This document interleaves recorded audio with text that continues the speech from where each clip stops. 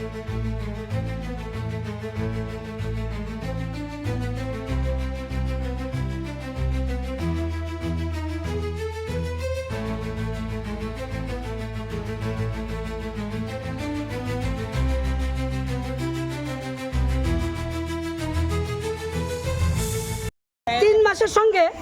মাসের সঙ্গে আমরা আরো প্রচুর টাকা আমরা গ্রিভেন্স খাতা আনছি, আমরা প্রমাণপত্র আনছি, প্রমাণপত্র দেখামু। এইভাবে আমরা টাকাটি না পাওয়ার কারণ কি? অ্যাকাউন্টম্যানের মাথা প্রেশার পড়ে, তারা কইতেছে এখান থেকে অ্যাকাউন্টম্যানের মাথা প্রেশার পড়ে। অ্যাকাউন্টম্যানের মাথায় যদি প্রেশার পড়ে তাহলে তাইলে যদি দায়িত্ব কাজ না করতে পারে তাহলে কাজ ছেড়ে দেয়, যখন আমরা সুশান্ত স্যার আসিল আমরা পশ্চিম ভুবনবনে আমরা 350 জন আশা আসছিলাম, তাই ভুবনবনে তাই না একলা চালাইছে। আজকে 75 জন আসলে কি লিগে অ্যাকাউন্টম্যানে আমরা পারে না চালাইতো, না পারে তাই কক যে আমি ব্রেনে পারি না, আপনারা কাজটা সামাল দিতাম, আমি হিসাব নিকাশ কম জানি, তো ঠিক আছে আপনারা থেকে আমি অবসরপ্রাপ্ত, আমি টাকাটা আমি অন্য জনেরা তো হ্যান্ড ওভার করতেছি, ওই অ্যাকাউন্টে আপনারা দিব। কি লিগে 9-6 করে আজকে আমরা চালাতে হতেছে না। কোনো আশার একজন আশার ছেলে আছে হ্যাঁ রোজগার করে, একজন আশার হাজবেন্ড আছে হ্যাঁ রোজগার করে, হ্যাঁ চলতে পারতেছে। 100 জন আশার হাজবেন্ড নাই, 100 জন আশার ছেলে নাই উপযুক্ত, ওই আশাটি কি করে চলবো? আমরা মাত্র 2000 টাকার লেগে এইভাবে হেনস্থ হইতেছি। প্রত্যেকটা আশা আয়া আমরা সিএম গেরাও দিই, তারা আমরা 9-6 করে বুঝাই দেয়।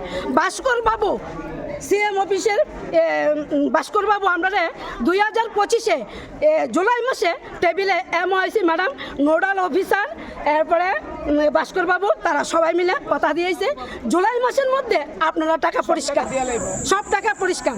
ঠিক আছে স্যার, আপনি কিন্তু কথা দিয়ে গেছেন আপনার টাকা পরিষ্কার করবেন, এই পর্যন্ত আমরা অপেক্ষা করুন। ঠিক আছে, 2026-এ তারা ডাকানি হয়েছে কনফারেন্স হলের মধ্যে, তারা গেছে, তারা অনেক কিছু আমরা দেওয়া লাগবো, কিন্তু তাই না অক্ষণ পর্যন্ত আমরা টাকাটি দিতেছে না। অক্ষণে আমরা সব আশারা ভুবনমন আমরা একটা মিটিং করছি যে আমরা টাকা যদি এই জানুয়ারি গেছে জানুয়ারির মধ্যে দেওয়ার কথা ছিল, কিন্তু টাকাটা এখনো দেয় না। এবার ফেব্রুয়ারি যদি আমরা টাকাটা পরিষ্কার না করে তাহলে আমরা কোনো আশা কাজ করতাম না, এমনকি জায়গা আমরা তালা দিয়ে যাবো। সেন্ট্রাল থেকে প্রতি মাসে আমরার জন্য টাকা এমনভাবে বরাদ্দ করা হয় যে আশারা কোনোদিন টাকা যাতে 1 তারিখ না হইতে হয়তো তারা টাকাটা দিয়ে দিবেন, কারণ আশারা যে পরিশ্রম করে একটা বিএলওর কাজ আশারা করতেছে, এই আশারার টাকাটা সবচেয়ে আগে দিবেন, কিন্তু আশারার 2000 টাকা থেকে 9-6 সব কিছুতে হইতেছে। আমরা সবটি প্রুফ আমরা আজকে নিয়ে এসেছি। চলে ছোট বাচ্চা বলে আই বুঝছি ভাই থেকে মোবাইলে বলে টাকা ঢুকাই দাম, মোবাইলে টাকা ঢুকাই 10 মাস ধরে মোবাইল বিল দেয় না, ইন্স্যুরেন্স করতে বলছে, ইন্স্যুরেন্স প্রত্যেক মাসে 100 টাকা করে কাটতেছে, আমরা পেনশনে টাকা পাই না, ইন্স্যুরেন্স পাই না 2 বছর ধরে, তারা খালি বুঝ দিয়ে আমরা আইলেভেন সেন্টারের মধ্যে কটা তোমরা দেওয়া হইব একবার অ্যাকাউন্টেন্টে অনেক টাকা সবার ভুল করছে হিসাবে, একজনে 5000 2000 3000 টাকা ভুল করে, কি অ্যাকাউন্টেন্ট দিছে হিসাব জানে না, হিসাবই জানে না অ্যাকাউন্টেন্টে। প্রত্যেক সবার ঘরে বাচ্চা আছে, সবার বাচ্চারা মার আসে বইতে মা টাকা পাইব যাওয়াই পা মা এনে ছেড়ে দিব, কিন্তু আমরা দিতাম পারতেছি না। কে লেগা পরিবারের লোক আমরা কথা শোনাই এমন চাইছি একটা কারণে, শুধু আমরা 4 মাস ধরে বেতন পাই না, 4 মাস ধরে আমরা কোনো টাকা টুকা পাই না, আমরা 4 মাস ধরে আমরা আশারা কোনো ইনসেন্টিভ আমরা পাইতেছি না, এই কারণে আমরা সিএম অফিসে আইসি, আপনার সঙ্গে একটু কথা কইতাম, তার লোকে বুঝতাম।